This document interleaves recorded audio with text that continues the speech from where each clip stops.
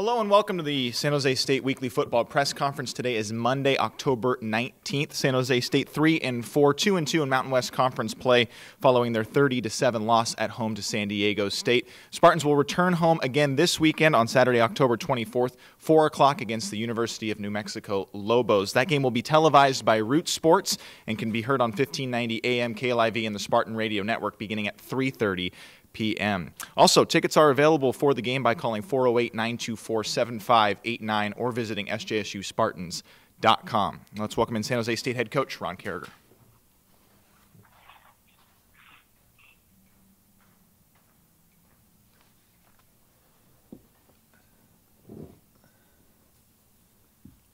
Thank you, Justin, and welcome everyone. Good afternoon. It was summarizing the game the other night. It was a tough game. There really wasn't a silver lining to that game, and not going to try and portray one.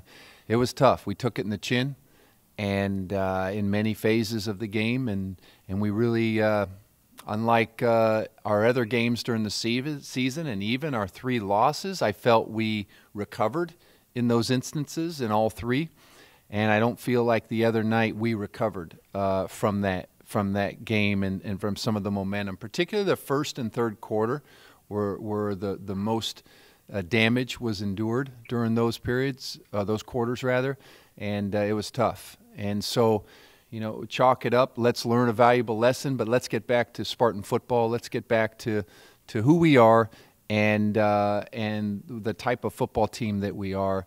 And we got to learn from that. But we also have to move on, and that's my real message to the team is learn some valuable, there were some valuable experiences that happened the other night that we have to learn from so they don't repeat themselves. But we do have to move on and not let it be a dark cloud that follows us for this week or the remainder of the season. And I think these young men are good. They will recover. As we have before, and certainly have a tough foe this week, New Mexico.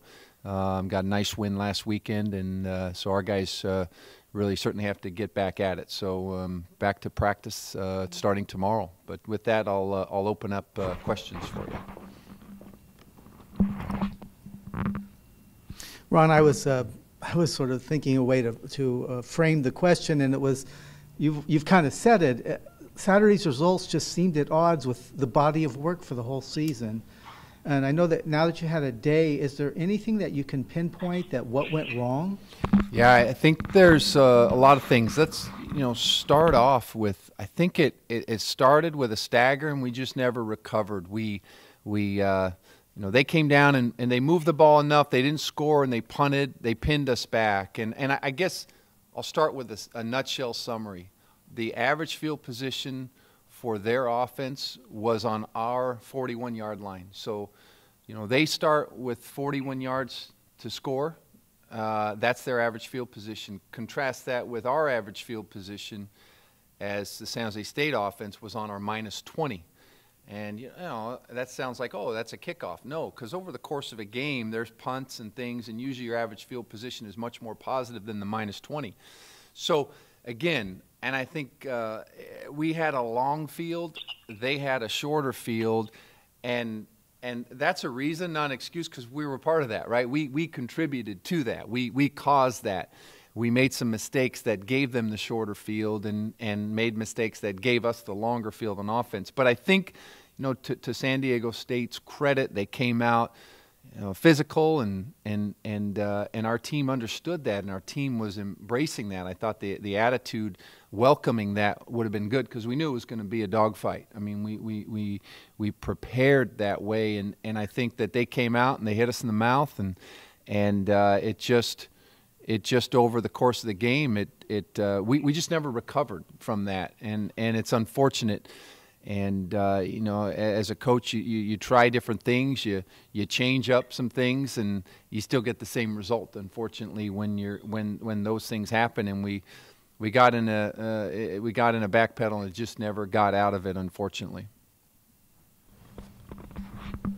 After looking at the tape and seeing their defense, was it them just stacking the box a lot of times, or was there anything you saw specifically? Well, it's more to it than that. They did a good job of of creating one-on-one blocks, and sometimes I guess another summary would be we played 10-man football at times, and the different guy, whatever reason, a mistake happened, and it just happened to be right in the face of the play, and you look and you think this could have been a very good football play. It's just one particular mistake by one individual who it hasn't been a pattern. It hasn't happened over time, and it created an issue on Saturday night. And as a team, I think when that happens, you just start to stumble a little bit, and we never came back with the big plays, or they were few and far between, rather, to get our footing, to get back to hey, this is who we are, and we're making some plays, and we're executing, and we can move the ball on these guys, or we can stop them.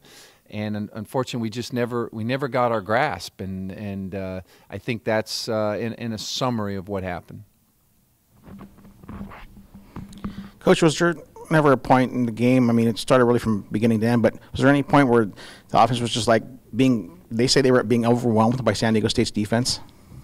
I'm sorry. Was there any? Was there a point where they felt like they were just saying, "Hey, we're being overwhelmed by San Diego State's defense during the game"? Well, I felt that way. I think we saw that, but it was team wide, not necessarily just one segment of the game. And I think that whether we're running the football or whether we're throwing the football, there was pressure. We all can say that our quarterback had a lot of pressure on him. And yet, and I will say this, I think he played, in looking back at it, after watching the film, I think he played a really solid game. There were 2 errant throws that were interceptions, and they were costly at that. I get that. But when in the face of that pressure, Kenny kept his form. He stayed in the pocket. He didn't abort plays prematurely, which happens to quarterbacks when they do get under pressure. And I think he stayed composed and made some plays through the rest of the game, whether with his feet or whether with throwing the football. And I say that because oftentimes that's the first, we know that position, you get praise when the team does good and you get blame when the team can stumble. But I think that they did a good job creating pressure for our offense, and then they did a good job being physical, running the football. And we, even though we changed things up, they played a great game. And San Diego State played a hell of a game Saturday night. I don't want to take that away, all the while we contributed because we didn't play a solid San Jose State 2015 type of game. Moving on to this week. Thank you. Thought you might appreciate that. The triple option seemingly has bothered the Spartans in recent years, and now you're going against another one of those kind of teams, with the added wrinkle of Apodaca coming in as a drop-back passer. What must improve this week to slow these guys down? Yeah, correct. And that's been a thorn in our side. These teams that do run a triple option that's unique and you don't see it. I think one thing for starters is we've worked on this during fall camp, spent some time doing that. We also spent some time to it. Obviously, we played Air Force and had a little extra time preparing for that game. Not that we have the same game plan per se, but I think when you do play this type of team, you have to be very disciplined with your eyes. And what I mean by that is keep your eyes on your assignment and not lose the discipline. You can be lulled into, on triple option, going after the dive, for example. I'll make it simple in this case, but the simple dive, you fall into that trap of going after the dive ball carrier, and you tackle. Next thing you know, the quarterback pulls it, and he's running for 15 yards out the line. Or he pulls it and he runs it, and now he's pitching it. When you go after the ball carrier. So everyone in triple option football, from the defensive standpoint, has an assignment that we have to play out, and we have to do it at a fast speed. And I think that what we have to do in preparation for that is during practice we have to simulate our opponent as closest to game speed as we can. And that truth be known has been a challenge. But I think again, with proper preparation, I think we can do that with the right we have great kids who simulate our opponents every week, and I think we have a good group. And I think we'll have our replication of what we'll see Saturday. We'll do our best to prepare them, and then it's a matter of being gap sound, tackling well in the open field, not missing those tackles, because often it's a one-shot deal. You don't have necessarily a entire defense pursuing when you play teams that can cut you, that do effective cutting from a blocking standpoint. So we just have to be gap sound and tackle well in the open field and play disciplined football. Coach, we have Rick Wright on the phone from the Albuquerque Journal. Rick, feel free to ask Coach one question, please. Hey, Rick. Sure. Coach, first of all, can you hear me? Yes. Okay. Yeah. Coach Davies said that they've had some struggles in the run game. He kind of said that he's kind of a formula developing, that people are just kind of, defenses are kind of running to the edge and kind of playing outside the in. Without giving anything away, have you seen things on, say, the Tulsa film or the Nevada film that you feel like you can use, take advantage of?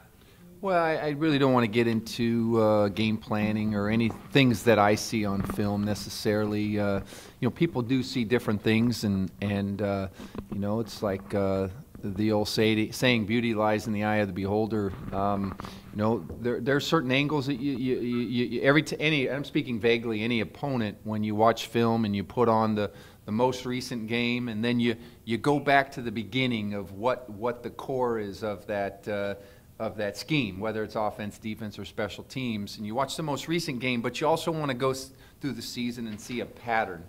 And we as coaches do our best to try and see what people feel their go-to is, what their hang their hat type of plays where they feel very confident in executing.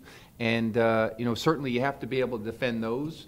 All the while, you have to know there are variations off of those plays that our opponents will run, so that you know, to counter any attempt from us to try and stop or rather execute. Speaking on both sides of the ball. So, yeah, it's you know, we do our best to watch our opponents and study their film, and you know, I think they do a good job, and they're very effective at what they're doing, and we have to be prepared and disciplined to be able to play effectively on Saturday. Yeah. Coach, we've seen a lot of pressure on Kenny as of late, and the Lobos are already have 20 sacks and we're having 4 loss. Is there a need to maybe really focus on possibly adding more protection for him? Well, I think that sometimes there's a lot involved in a passing system, and I think you know, whether it's the protection with the linemen, the backs play a factor, the receivers play a factor in getting open, the running backs are involved, the quarterback's a factor in that too, in getting rid of the football in a timely manner when there are certain pressures coming. You know, many times we welcome pressure when they +1 us, meaning if we have 5 protectors and they bring 6 people, that's okay, because beyond that, we'll find a one-on-one matchup that we like or is favorable. So, you know, there can be, when there is pressure, there's often an answer as well to that, to exploit the defense, and that's something that people can always +1 you, but you got to be able to respond and make them pay for it. And I think that in the last 2 games in particular, we had some of those moments, more in the 2 weeks ago, but we had those moments, and we certainly have to be able to respond, whether it's you know, whether it's the other guys holding up protection, whether it's the receiver, whether it's the quarterback, whether it's the running back. Yeah.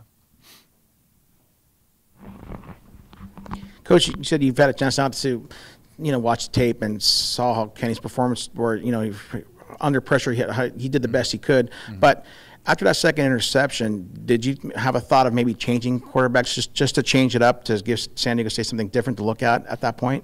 No, I didn't. I just felt that Kenny had played pretty solid.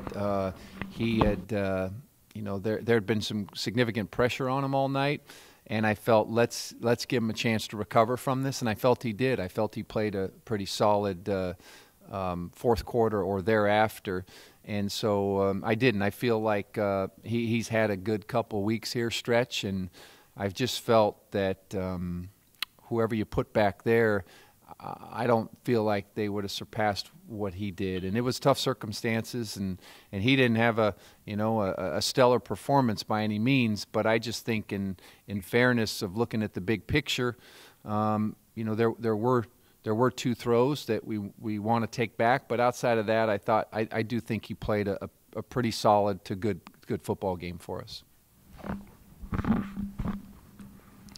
We're getting pretty deep in the season now, and I just wanted to ask about the injury status. It looks like it's been a lot better than in recent past years. I would agree to that. We did miss Jimmy Pruitt last weekend. That was a tough one, but I do feel optimistic he'll be back, and I think he's going to get cleared real soon. It may sound like I've said that many times, but many times these are day-to-day, these injuries, and I'm more of the optimistic side that, if you believe it, it'll come true, and so I'm hoping that that'll happen.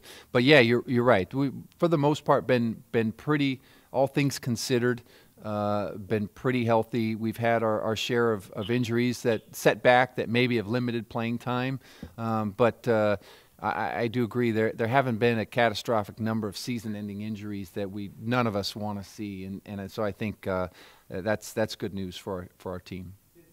Just as a follow, is Jimmy the only questionable one out there now? Yes, I would say Jimmy Pruitt from last week. Let me think. Go through the defensive unit. I'm not feeling anyone. Offensively, I think we've been. Yeah, I think Jimmy's the one that jumps to my mind. Yeah. Go back to the phone again. Rick, one more question for Coach. Lawrence, were you talking to me? Yes. Yeah. So we're good. You have another question? Yeah. Okay. From not having played New Mexico before, are they pretty much who you thought they were offensively and defensively, maybe going back to the media day in July? Or is there anything about them that surprises you?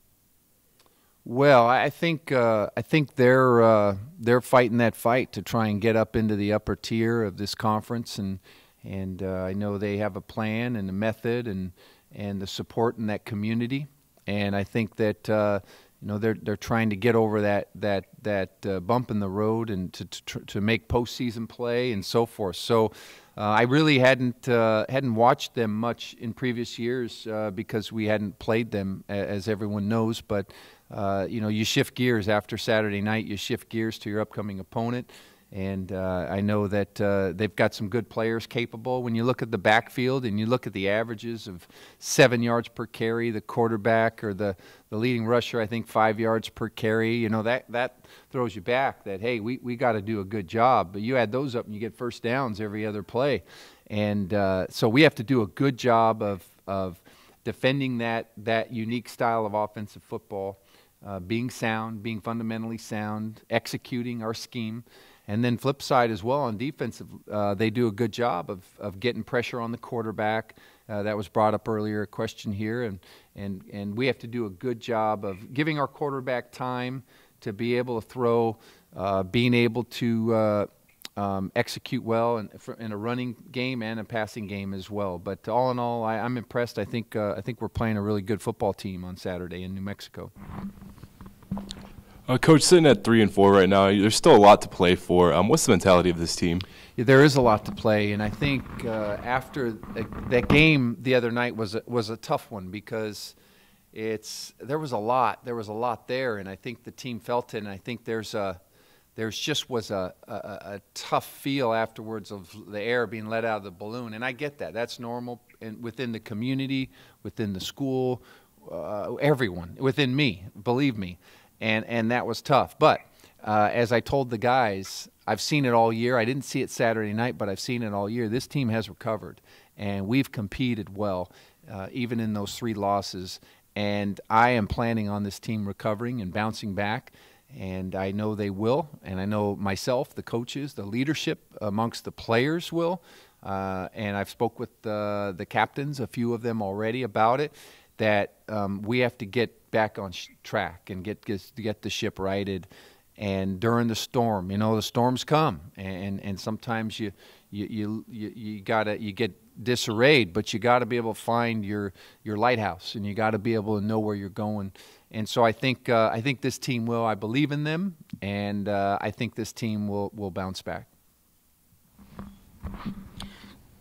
Coach, Tyler Ervin's been the cornerstone of your guys' offense. How are you going to try to get him back on track against New Mexico this Saturday? Yeah, no, it's our objective obviously is to move the football the most, and he's a big part of that. He's been had a successful 2015 season. So there are different ways to be able to get the ball in his hands. You know, we can whether it's run or pass, and I think he's a leader, and we need to get that going. I think because as his success has come along, so has our offense, and thus the team's success. And not that it's all on his shoulders, because it's not just him. It's those 9 guys, 10 guys blocking for him on those run plays as well. But there's some things we need to do to be able to see to it that he has success, because he is a leader of our team, and he's a heck of a football player. Yeah. I wanted to ask you about Michael. His punting has been impressive this year, to say the least. And I hope I have this right, but he got himself in a lot better shape. And I'm wondering how much, really taking care of his body, what we're seeing on the field. Correct. That's a really astute observation, because Michael, last year we saw the occasional, if you will, punt that just really boomed it, and it gave us hope for him. And the big thing was, Michael, let's get it to consistency now for you moving forward. Let's get on a consistent basis where they see this. And how can we do this? And I credit Coach Dan Ferrigno, our special teams coach, who really strategically sat down with Michael and talked about a plan and a vision, and that was reinforced in my individual meetings with him, that of what we need to do. But still, even with that, it doesn't mean the player is going to go and listen to the coach's advice about necessarily away from the program, right? But to Michael's credit, he did, and he has significantly improved his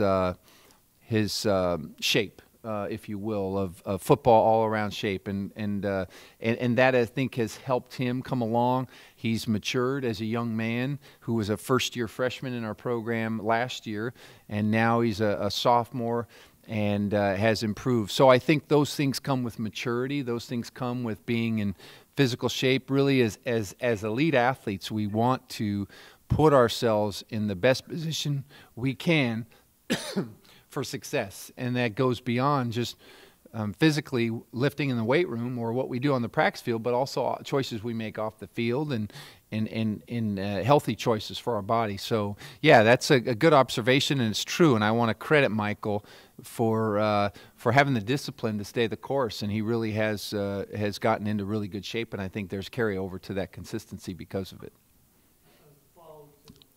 As a follow to the question on Michael, so when he showed up at fall camp, did you do a double take? Did you recognize him? Well, I think we saw that change really starting in spring, and it was gradual over time, but yeah, we do that first weigh-in. Coaches haven't seen the guys for a while.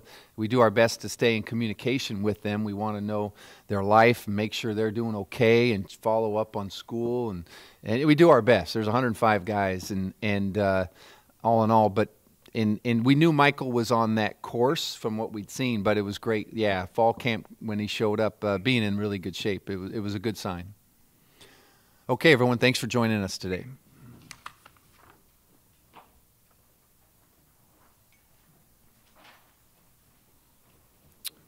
All right, that's it for this week's press conference. Once again, San Jose State returns home this Saturday, October 24th. Kickoff at 4 o'clock from Spartan Stadium. It will be televised on Root Sports and can be heard on 1590 AM KLIV and the Spartan Radio Network beginning at 3:30 p.m. Tickets are available for this home game and the rest of the home schedule on sjsuspartans.com or 408-924-7589. Thanks for watching this week, and we'll see you next time.